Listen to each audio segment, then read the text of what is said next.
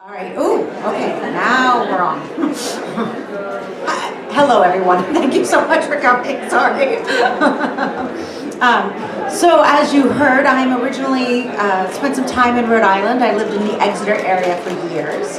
And in the beginning of my suspense career, also set a book here in Rhode Island, working with the Rhode Island State Police, called The Survivors Club, about 3 women who survived the same rapist, and then he's killed the opening day of trial, and now they're all suspects in his murder. And it's some of the best research I've ever done. I had got to play with the Rhode Island State Police. One of the snipers took me up on the courthouse, and we talked about all the angles of trajectory for shooting someone. I like my job a lot. I don't know what other people do in real jobs anymore, but I really approve of one where you can go talk to people who do really cool things, and you can talk about murder and homicide and how to get away with murder as much as you want, and no one thinks you're crazy at all. So I am here today to talk about characterization. We're a small crowd. It's a lot of fun. This is more of a holiday book fair. I'm really here to be accessible to you. If you have any questions, if there's things you'd like to understand better while I'm talking, please raise your hand.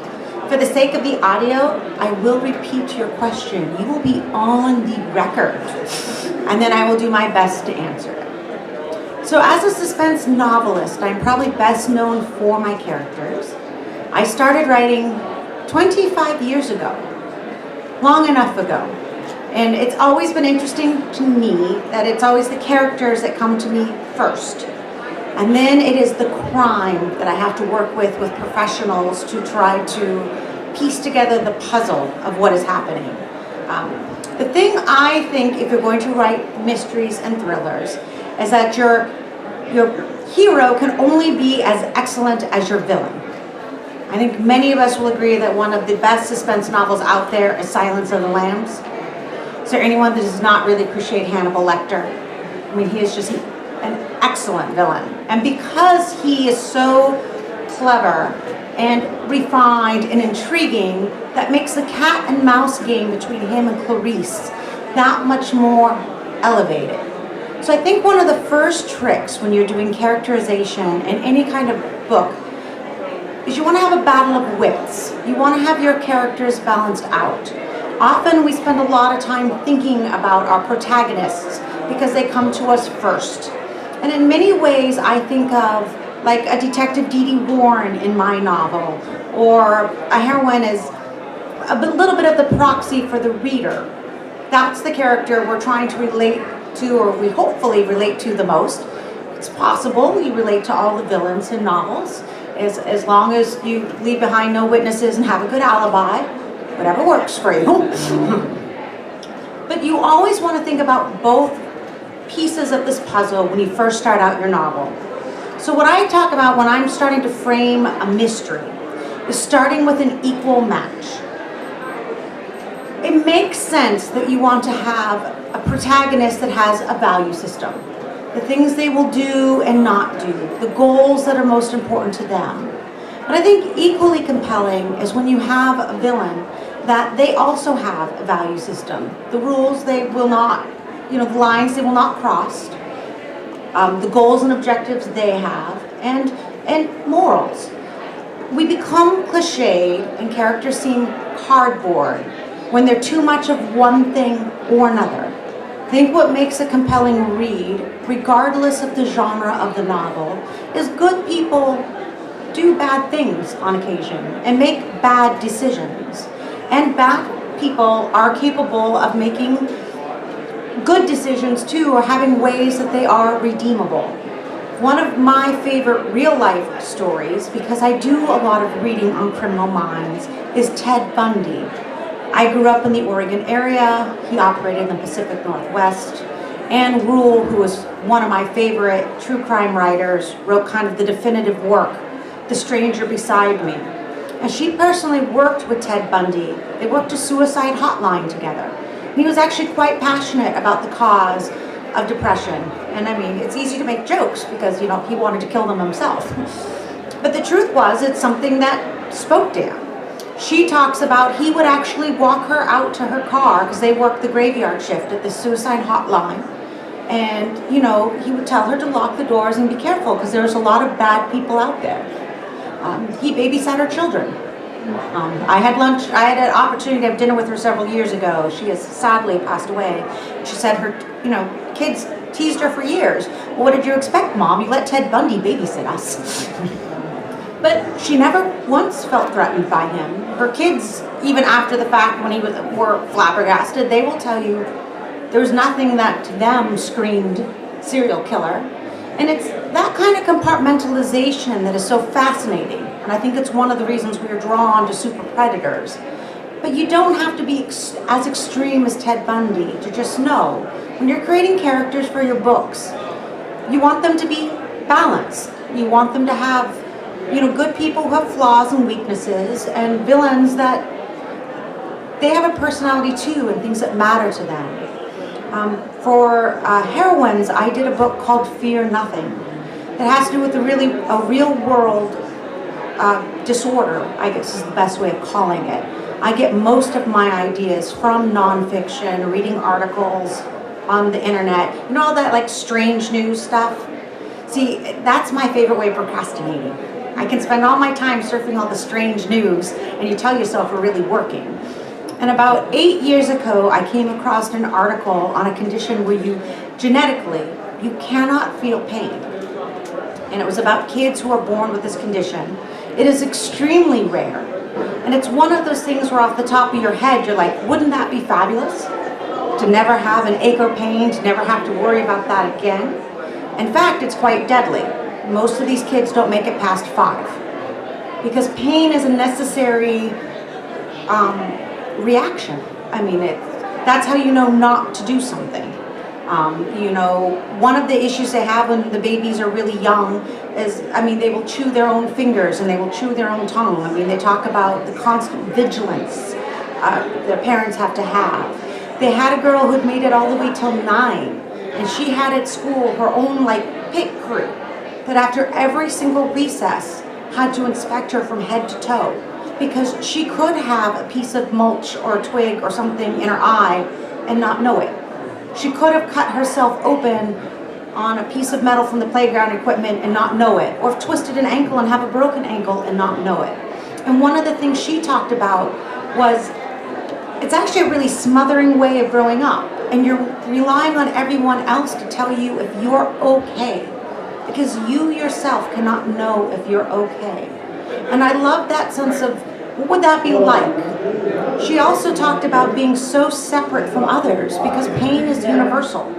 And in fact, this little girl was already becoming rather obsessed with the idea of pain because it was something everyone else could experience, but not her.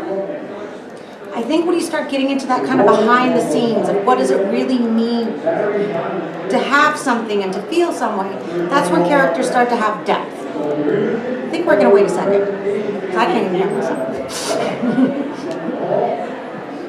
Is everyone having a good time here? Did you buy lots of books? Christmas gifts for all? I will confess, I've already spent several $100s on books.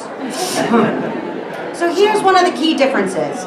So you want to start with a protagonist that has a value system, and you want to have the antagonist, the villain of the novel, also have a value system. This is where they differ, though, in the course of your novel. Someone who is our main character, who is heroic by nature, they're going to evolve over the course of the novel. As they run into obstacles, as situations get tougher, they are going to dig deeper, get smarter, maybe learn the valuable life lesson that helps them triumph. What we normally see in the villain situation is the opposite, devolve. And in fact, even in serial killers, there's a specialized term for it, where you can really watch them start to just come apart with their own obsession. And there's some, I know way too much about this stuff, there's some evidence that killing actually does release some brain chemistry that does become addictive. And that's one of the reasons, again, someone like Ted Bundy, even though he escaped from jail multiple times, couldn't actually quit serial killing. He promised himself each time he broke out, that was it. He'd gotten away with it, he'd be good. And he just couldn't do it. So that devolving process is really what starts to separate now our good guys from our bad guys in the structure of the novel. So now we want to talk about, I think for a lot of authors or writers out there, you get to know your characters, and I have a lot of author friends that use various things that help them with this process. I have an author who swears she knows her characters when she can describe them as a flavor of Ben and Jerry's ice cream. I'll confess I've never done that. But I'm also the person that goes hiking in the mountains of New Hampshire and voices are talking to me all the time, so I don't want to pass judgment. You want to come up with a system that works for you. There are software tools out there that have you kind of fill in the blank of everything from your character's astrological sign to their physical description to what their favorite hobbies are. I always think of characters as having kind of two components to them. There's the character you would meet at a cocktail party. So if you met like Detective Dee Dee Warren at a cocktail party, you would see a very sharply dressed, not beautiful, but attractive, but kind of handsome maybe more than pretty. Very direct, very blunt, and very almost aggressive, like business oriented. She's a workaholic. She's unashamed of being a workaholic. It's interesting to me. I think that's something fans like about her. She's not going to lead with, I'm a mom, and I didn't mean to have a kid, but I did, and I fell in love, and it's the best thing that ever happened to me. That's not who you're going to meet at the cocktail party. That's some pieces of information waiting to develop that you're going to learn. When you first meet someone like Dee Dee Warren too, the goal will be external. I catch bad guys. That's what I do. We like that goal. Your character should have goals, and that's a nice goal. Everyone can agree with catching bad guys is good. But generally for everyone out there, anyone you've ever met, there's a deeper reason why we do the things we do. Now, Dee Dee's kind of an interesting example because it is really just what she does. But you could also, we learn in other novels, she was raised by academics who never really understood her. And one of the things she loves about policing is it's become her family. It's where she feels most herself. And her squad really is her family. And like Phil is probably closer to a father to her than her real father. And that's one of the things that keeps her going. These are great things to learn about your characters, but it's okay to learn them. One of the rookie mistakes we all make in our novels is we don't think of our character. We know our characters and we're so excited because we have these new people in our head and we're very excited for them. But then you just want to, like in the first 5 pages, tell the reader everything. This is where they're born. This is their deepest, darkest fear. But this is what they're trying to do right now. But oh, this is their terrible weakness. Don't tell anyone. You need to have patience for your book, for your characters, for writing. One of the things that's always been interesting to me is that Detective Dee Dee Warren was never even meant to be a series character.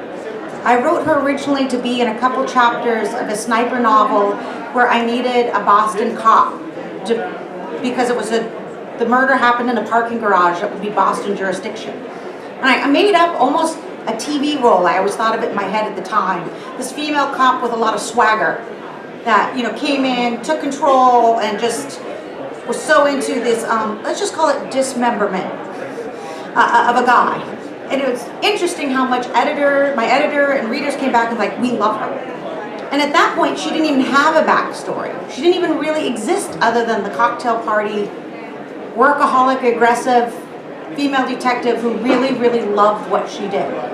And it's been over the course now of, I tried to do this the other day. I think there's 8 books, 9 books. I'll tell you the truth, I don't count them. That we've gotten to learn more about her. And if there's one piece of advice I could give you about writing your characters, it's don't be afraid if you don't know them. That's what the writing process is for. Don't feel that it all has to be out in the first half of the book. There should be secrets even for you to discover along the way. My new favorite character that I, again, didn't even mean to be a series character is Flora Dane, who is a young woman who was kidnapped in college and held captive for 472 days.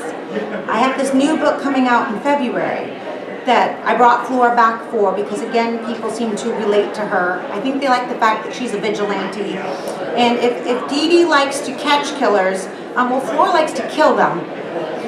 But I consider them kind of two sides of the same justice kind of coin.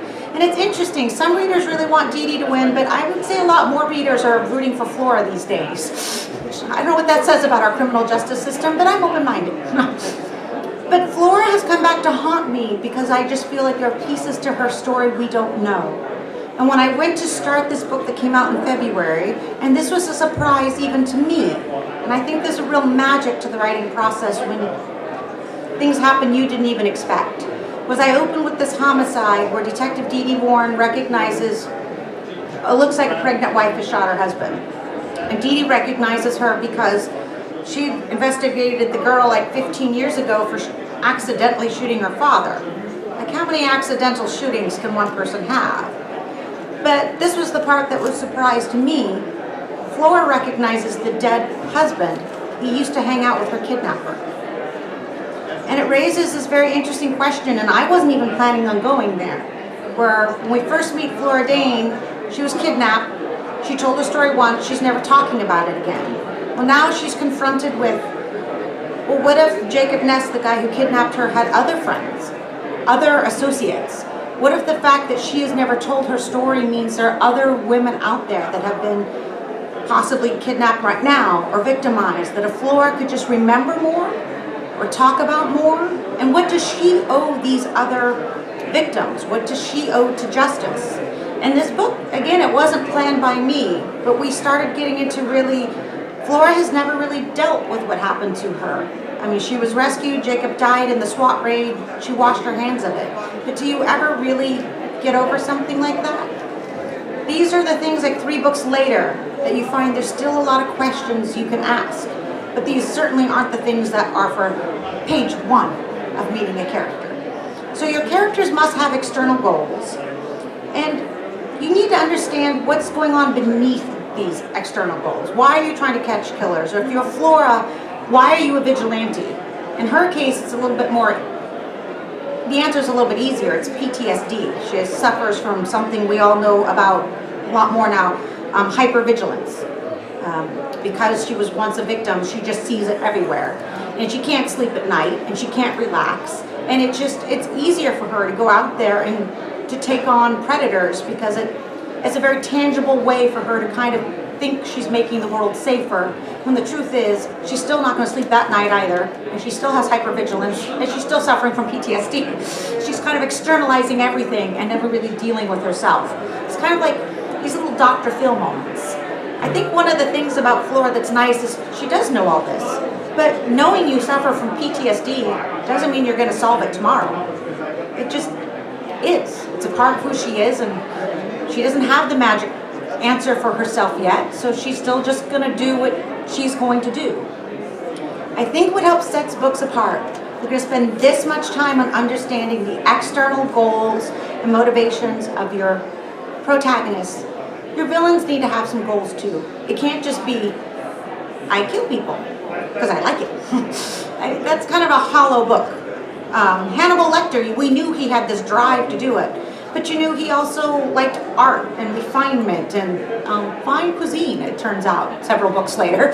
But it's all these other pieces of him and his desire to still be a sophisticated, cultured, refined gentleman, but play these mind games on everyone. It's the game. That's what he loved. Even more than the kill, he loved the game. And that's what kind of sets him apart and makes him so interesting as a character.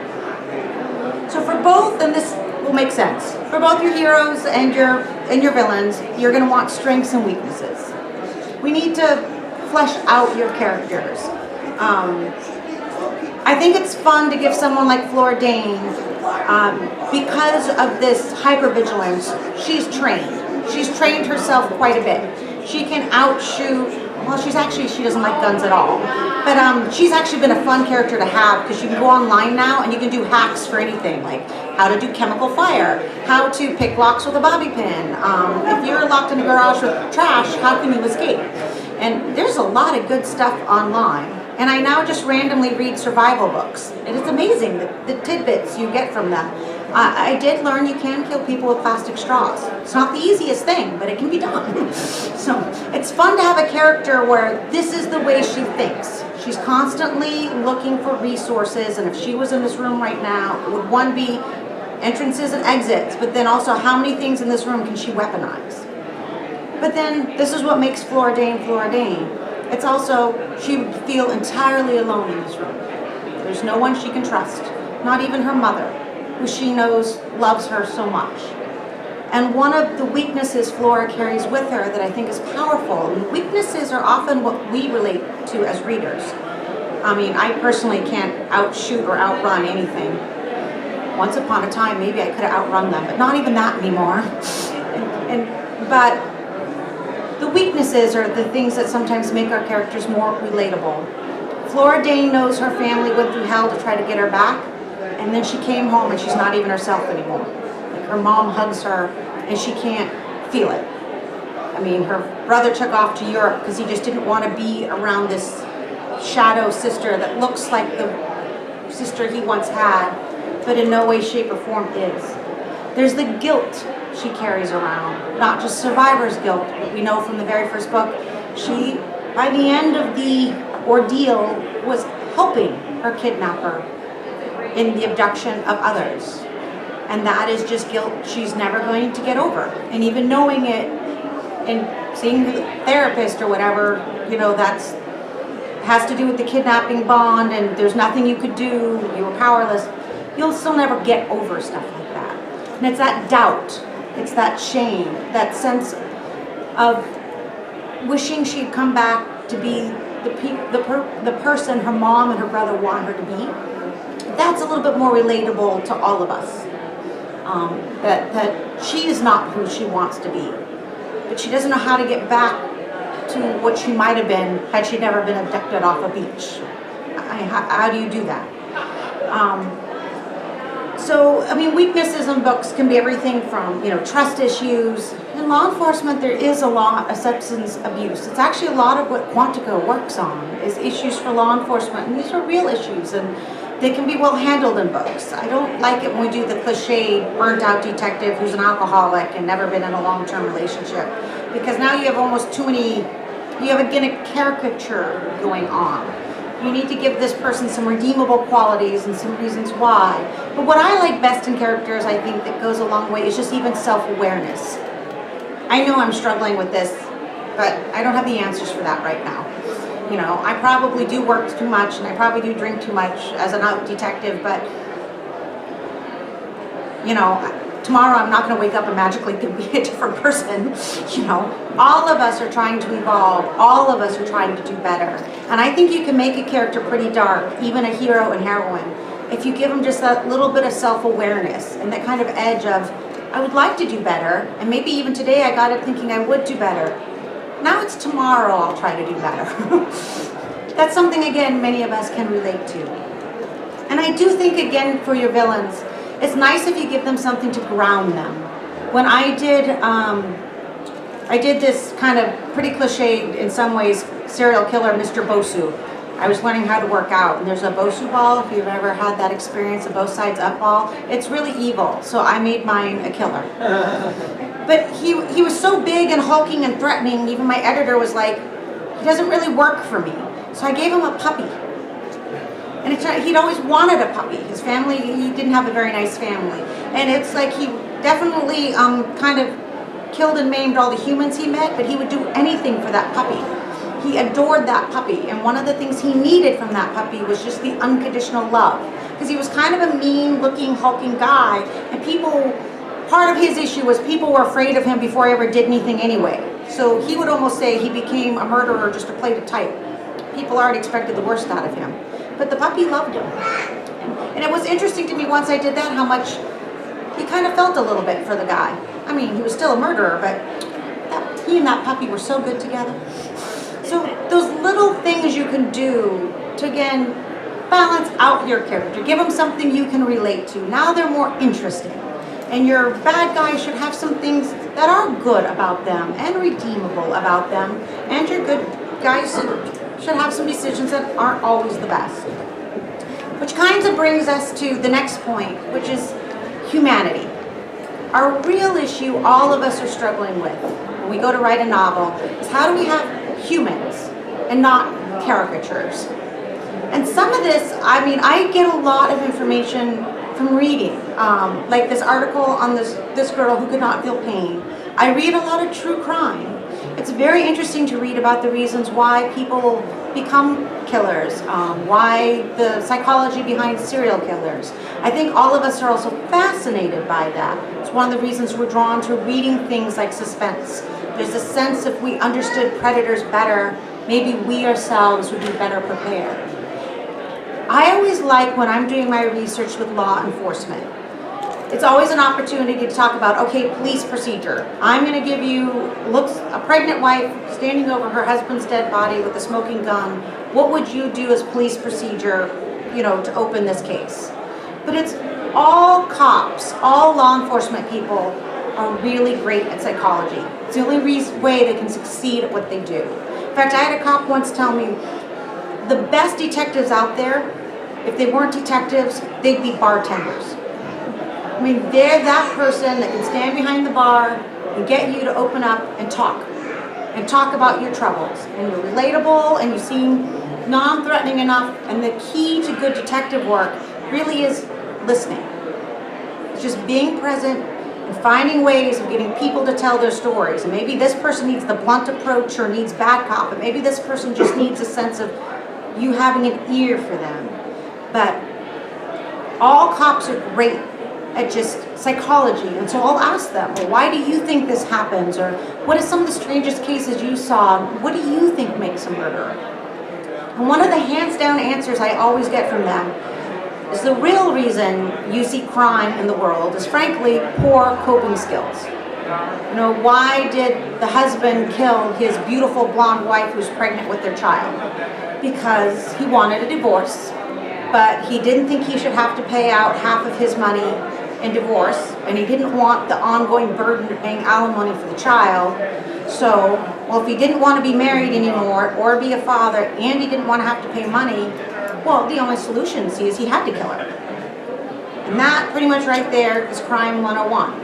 And they'll tell you, anyone they've ever arrested and who's been found guilty will tell you, it's not my fault, I had to do it. It was the only solution left available to me. So any opportunities you get to talk to law enforcement or talk to anyone about not just crime, but the psychology of crime is a great way to start also bringing that to your characters and fleshing them out. And I should add now, because I do a lot of research because it's my favorite part, you don't have to be published to do research or to call up your local police or the FBI or anyone. You're a taxpayer. That's the only credentials you need. I have never once in my life called law enforcement of any branch. And generally for anything I'm working on, there's something new I haven't done before, so there's some new organization. It's not like I have these inside contacts that or this Rolodex I'm calling all the time. I actually spend a lot of time on the internet, Body Farm. That sounds like fun. And I cold call them. Hi, I'm a writer and I want to learn about, how to do time of death on skeletal remains. Can I come do research? And generally they think you're a little weird. It's not the most normal call they get. Or what was it? I have a book out that we have out there right behind you, where I had read an article on a magazine on tracking of fugitives. It was right after the New York case where the 3 guys broke out of prison in upstate New York when running around. So this guy is a professional tracker, and one of the things he does is he trains other trackers for all sorts of law enforcement agencies, FBI, DEA, it doesn't matter. And he was talking about how many law enforcement agencies, in the wake of September 11, we have a lot of federal funding for toys. So you can get infrared, you can get this, you can get that, because you call it, a tool against terrorism. And now, especially like I live in the mountains of New Hampshire, we have rural areas in Rhode Island, we have these small town sheriff departments that have all these crazy toys. And there's this sense of, if someone breaks out of prison, we will bring our toys. We'll bring our infrared and we can find anyone. And he was like, the truth is, most of it doesn't work, and doesn't work well.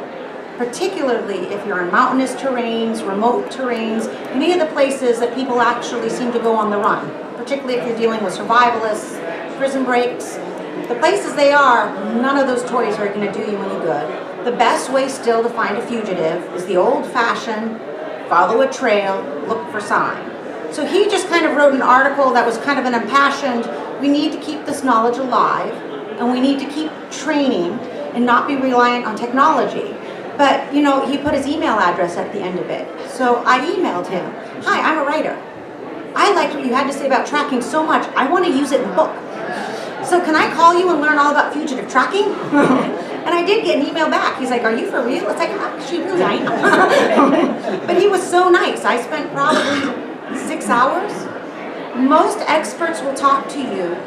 You are like, "I am a writer, and I want to get it right. I want to show proper procedure." And it's always very nice if you can say, "My hero is going to be a tracker," because you're also showing value to what they're doing. So if they're going to spend their personal time talking to you, they want to know it's because you're going to use it, you know, in a way that shows appreciation for their effort. I can tell you how not to do research. For my very first thriller novel, The Perfect Husband, which opens with a serial killer breaking out of Walpole, back when Walpole was our maximum security prison, I was younger in my career. I called Walpole and I said, "Hi, I'm a local author. I'm doing a book where a killer escapes from prison and I'd like to talk to someone with how to break out of Walpole." That does not get you answers. So it works better if you're like, "I just like to understand the procedures in place to prevent breakouts." And then you have to do some of the heavy lifting yourself, it turns out. Then I was like, "Well, could I interview anyone in maximum security?" And like, good God, no. I'm like, "Well, what if it was a female from the women's side?" I'm like, they're even worse.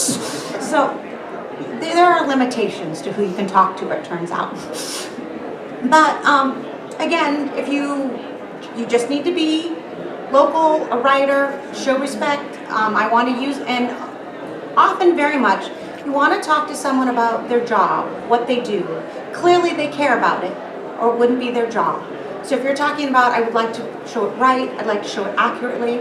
One of the tricks when you're talking to law enforcement is, "I'm going to bring you a fictional crime, and I'm hoping you will help me with real world procedure on how to solve the crime."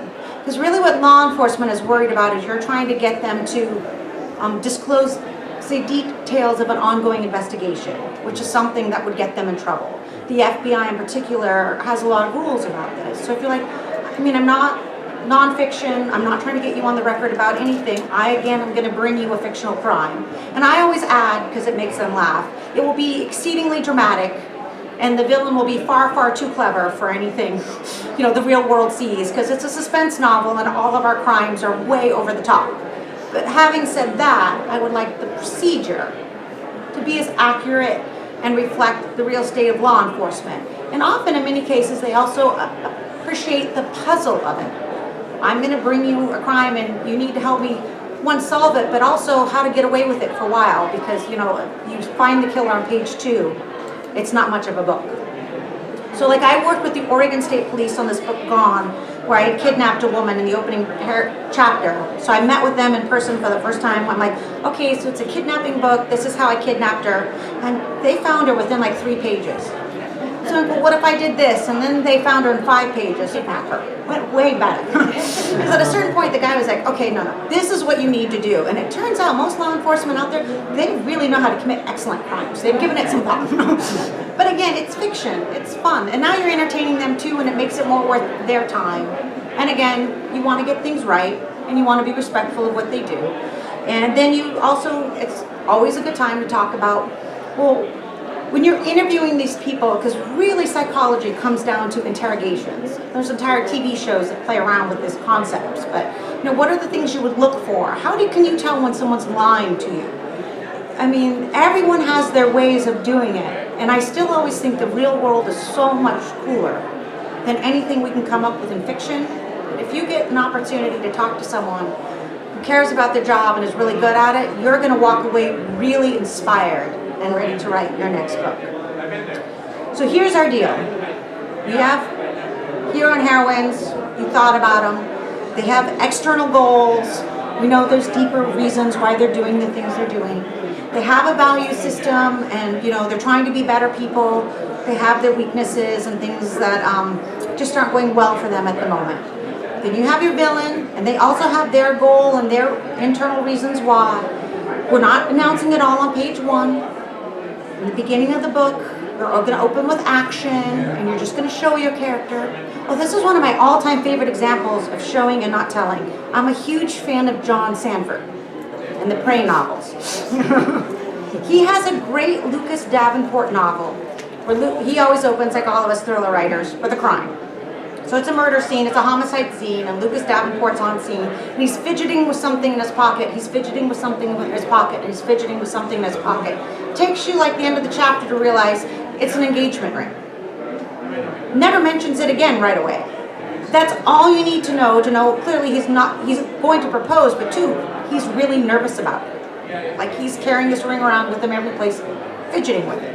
You know, it's not like in the little box tucked in his suit jacket for the roses and champagne moment. He's sweating bullets on this one. And that's one of those great examples where you don't get into the psychology of it. You don't have to get into, this is a character that has some trust issues. Him fidgeting with the ring is all you need to know. Like, to me, those are some of the magical moments in writing where just in a sentence or two, you've done all the work you need to do, and your readers ride along with you now, because we've all been nervous about these big life moments, and now you're worried about them too. You don't even care about the poor dead person anymore. You're all worried about how this proposal is going to go. That's great characterization right there. So one of the things I always think of with suspense now, because the characters come to me more easily than there's the plot, is I think of a thriller novel, or really any novel where you have a lot of conflict, as almost being like a character boot camp.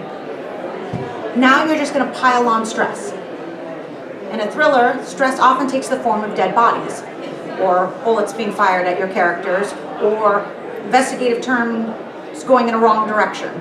You want a sense of mounting danger. You want a sense of time, ticking clock element people talk about. It's also excellent when you have the sense of more and more things to lose.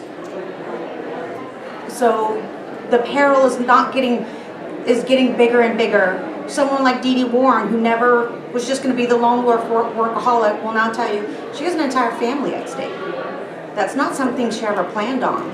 That's a lot to lose. That's a lot to be responsible for when you're chasing down a homicidal maniac who may have you in your sights. I'm being cliche here, but it is fun on occasion. The difference you're going to see now is these pressures mount, and as your plot gets more complicated, and we're building to, there's a screenwriter's term I've always liked, the black moment. You guys know what the black moment is? Basically 10 minutes before the end of the novel or the film, where it appears all is lost. Maybe your hero had this master plan that was going to catch the bad guy, and it turned out, the bad guy was actually one step ahead, and now you're in a locked room and it's filling with smoke. Now what are you going to do? It's that moment where all feels lost. This actually is Psych 101, but all police officers will tell you it is kind of how it works in the real world. Stronger, more capable people are going to collect themselves and come up with plan B. I'm under a lot of pressure, all is lost. Wait, here's an idea of what will work. Our villains, now remember, their idea of what will work will be, I have to kill someone because I had no choice, it's the only thing I could do to me. By definition, their coping skills are not as good. They devolve in the times of crisis. And this is really how you use your plot to bring out your characters. You're strong. It's not that your heroes will never have moments of doubt or weakness, but through the course of their novel, they should get better, and your villains get weaker. You don't have to tie things up with a bow. I personally am biased. I still like closure in a novel. I don't think it has to be all neat and tidy, happily ever after. But I think if your reader has hung in there for 100,000 words, the least you can do is provide them with a sense of progress. If you have a serious character, they've learned something, they're in a slightly better place. I think one of the reasons we like reading about crime is we're looking for the understanding we can't always get in real life. So I wrote a book called The Neighbor, which is about a husband who's suspected.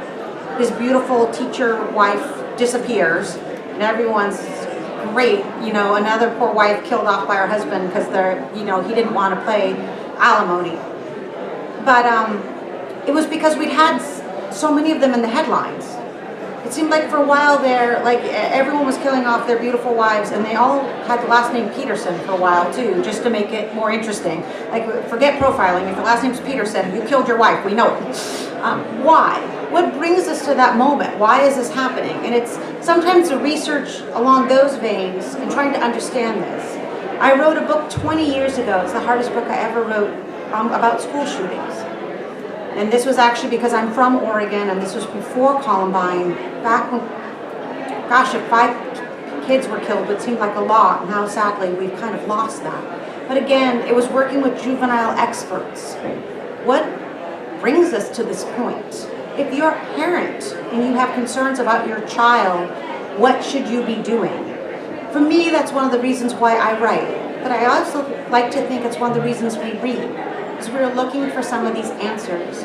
In real life, we get the headlines, we get things when they're very sensational, and then these big cases kind of disappear from the news cycle, and you don't necessarily get your sense of what happened, or a sense of closure, or a sense of justice in many cases. So I personally like leading to an ending that helps answer some of those questions. It's one of the things I've liked about Flora Dane. What does it mean to be a survivor? And I think the answer is there's a lot of different ways to answer that question, and book by book she's learning another piece of that puzzle. It's also been fulfilling for me to work with various survivor groups and learn about that psychology. I feel like I started my career learning about what it takes to be a killer. The last few books I've been doing a lot of research on what does it mean to be a survivor. And I have found that to be very uplifting, and how you go from surviving to thriving, and a lot of the terminology that's used. And I think that's something we're all becoming more fascinated by, more interested in, given that when we turn on the nightly news, there's a lot of things that people get to survive now. So, but you get to decide as a writer what tone, what makes your books work for you. You know, some people like things darker, some people don't like the tidy ending, as they call it. I'm biased, I like the tidy ending. I like some answers to things. So, you basically are going to get to know your characters. It all seems pretty obvious till you go to actually sit down and do it. You can have your goals, you can have strengths and weaknesses. Make sure you balance them out. You want a battle of wits. And then you want to come up with plot points and complications that put all of your characters under a great deal of pressure, and then you kind of wait to see what comes out the other end. So now that I've made this all seem very simple, and you read all these books and go, I know how they did that, or I know how to do that now that I'm writing. Does anyone have any questions about this messy process we call writing? Yes? My temperament is writing my personalities. I like things right away. I want the instant gratification of a character doing something. So I get, first it's difficult for me to stretch that system out. So what I do is I jump into another character. I kind of like let that simmer for a while, and then go on and I create multiple subplots and multiple characters. What do you think about that? All right, so what he's talking about is sometimes when you're writing, you want instant gratification, which I understand completely. So, because it's hard not to give all the information up front, instead, one of the ways you use to kind of time release some of the information is you jump into other characters and other points of view. That can be an effective strategy. I generally have multiple points of view in my novel. The other thing I have found, and it's whatever works for you in your process, I do like to research, and then I feel like I want to show off all the research I did. So my own editor will tell you my first draft of any book is awful. It is absolutely awful. It's like a data dump. So here I am telling you, pretend you're meeting your character at a cocktail party. They don't have to tell you everything up front. Oh, I totally do it in the first draft. Yeah, absolutely. Anne Lamott has this excellent book, Bird by Bird, where she talks about the shitty first draft. I'm really good at that. So for me personally, I feel like I have to dump everything out. I don't know why, because I know it's bad and it's wrong, and 30 books later I shouldn't do it, but I do. Then I have to go and take the details back out and realize all the stuff that I said in chapter 2 really is more like chapter 12. So you need to find the techniques that work for you. But the first stage, now we're going to sound like an addictions meeting, is realizing you have a problem. That's I the do. first step, yes. It's interesting to me, because I've written so many novels, and it has been 25 years, and there's some sins I do just have to commit. And then I can go back and fix it. But it's like I have to do it to start with. Yes. One more small thing. Okay. Another thing that I do is I create red herring corners. Okay. But I think that my red herrings are too red. You're saying you're creating red herrings, but you feel they're so obtuse. No one is catching that they're supposed to be red herrings. Exactly. Okay. How can you fix it? It's hard to know how to fix some of the stuff as a general rule, but the point is you can fix stuff. Remember, you can always rewrite. You can always improve. So if you think your red herring is too subtle, well then you need to think to yourself, well, how do I balance this out? And then go back and do that. I actually have to go back and insert red herrings. I don't know who did it when I wrote my book. I've never written a book yet where I knew who the killer was. So once I figured that out, well, I have to go back and complicate the issue so it's not obvious to everyone either. It's good that you know that there's an issue, and your best bet is you're just going to have to go back and revisit it until you feel it's balanced. Some people get writing partners to help them, a person you trust to be a critique partner and kind of be your voice of reason as another good technique for starting point. Rhode Island has some fabulous writers groups, including the Rhode Island authors, but also for writers, if you're not yet published. They can be an excellent source of finding people who will go on this kind of messy journey with you. So I think there was a question on this side. Okay, so where are we? Yes, oh, that's good, because in 3 minutes we're supposed to wrap up. So you guys did really, really well. There's so many great, excellent authors out there. I hope everyone's having a wonderful day, and go forth and write well and read happy and have great holidays. Thank you all for coming. Thank you very much.